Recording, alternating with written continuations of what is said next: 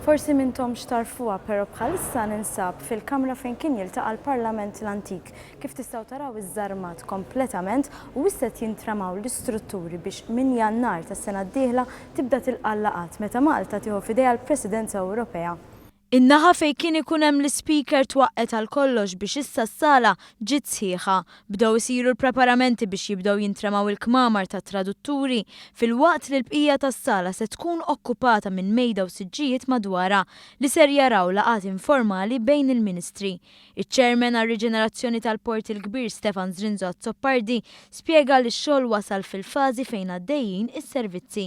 Qegħdin fil-fażi biex ngħidu hekk fejn qed jitlestew is-servizzi kollha.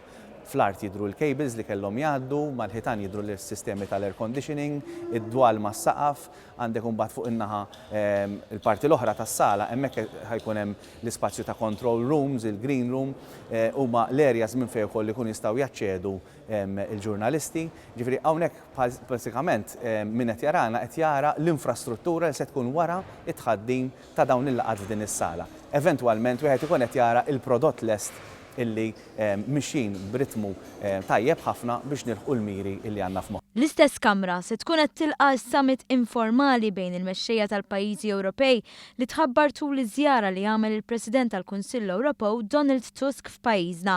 Dwar dan is-Segretarju Parlamentari għall-Presidenza u l-Fondi Ewropej Ian Borg stqarr li s-summit ġab miegħu iżjed xogħol mill-lat loġistiku.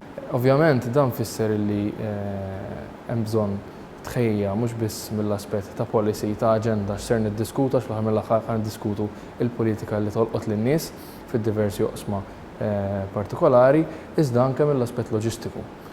L-uffiċjali li ħajkollna madwar 20,000 delegat f'sitt xhur, 1500 ġurnalist, aktar minn 200 laqa bejn dawk tekniċi u dawk ministerjali, għandek bżonn l-aspett ta' sigurtà, l-akkomodazzjoni, catering, interpreti, tradutturi, kif se nwaslu l-messaġġ, il-media center jiġifieri. Fil-parti fejn se jkun hemm iċ-ċentri għall-midja diġà twaħħal dak neċessarju minn imwejjed sa plakek. Zrinzo Azzopardi spjega kif dan sar b'mod reversibbli li faċilment jinqala u li ma jagħmilx ħsara lill-palazz.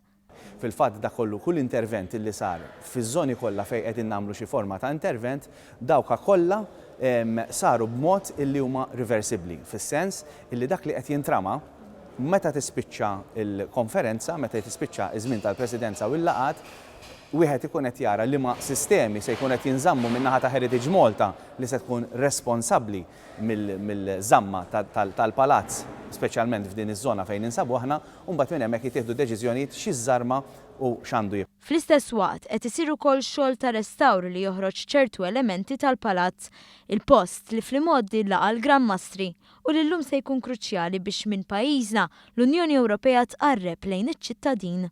Għandna opportunità fejn dik il-politika se nkun qegħdin nimportawha fil-Palazz tal-Gran Mastru u hemmhekk il-Ministri Maltin se jkunu qed imexxu l-laqgħat illi ser ikomplu jfasslu il-futur ta' dan il-kontinent li aħna parti minnu.